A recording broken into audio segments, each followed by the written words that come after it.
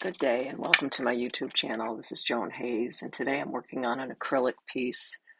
I'm doing the popcorn clouds on a large canvas.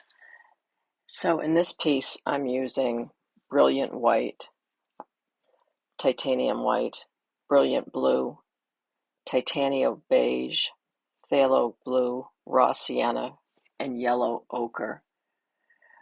I'm working with a paintbrush from the hardware store. 2-inch is my primary brush I use for this large canvas. And I start with a base coat, a wash over the whole piece, mixing the brilliant blue, the titanium beige, and the phthalo blue, and a touch of the raw sienna, just to give a base. And then I come in with the 2-inch brush, and I just start working kind of straight on with the brush, making the shades of different, um, white and beige mixed in, to try to give that popcorn look. If you notice, I don't fill in. I just keep moving around the whole canvas, stepping back, trying to evaluate how the piece is coming along. But the base of it is I start out kind of faded shades, and then I go a little more intense with the whites and the cream whites. I do work with um, a paper towel once in a while. I work with my fingers. It just depends on what the texture needs. And sometimes I go in very dry. I always have a spray bottle in my hand if I need to smooth something out.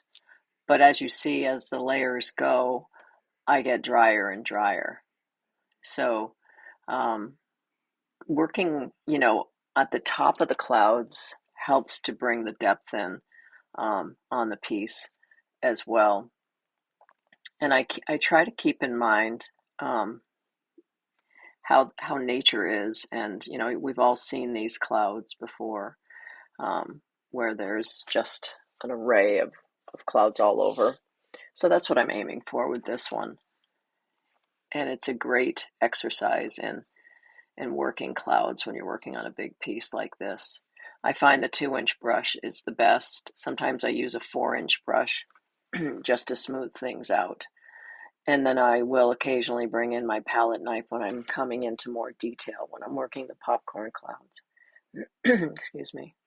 And I come in with the beige and the white, just to give a little warmth to the sky. Excuse me. And then I'm coming in with the brilliant blue, just to give some background shade.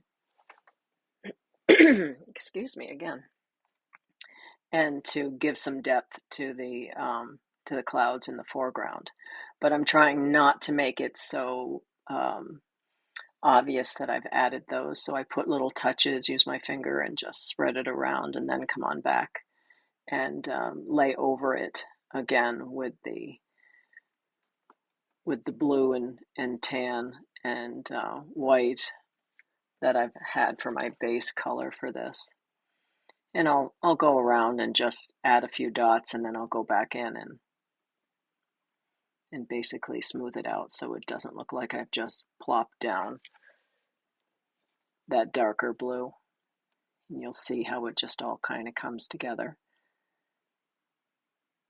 And again, now I'm working very dry. So I hope you've enjoyed this. This is the first part of this painting, and look forward to the next one to see the finished product. I hope you've enjoyed this. Like and subscribe.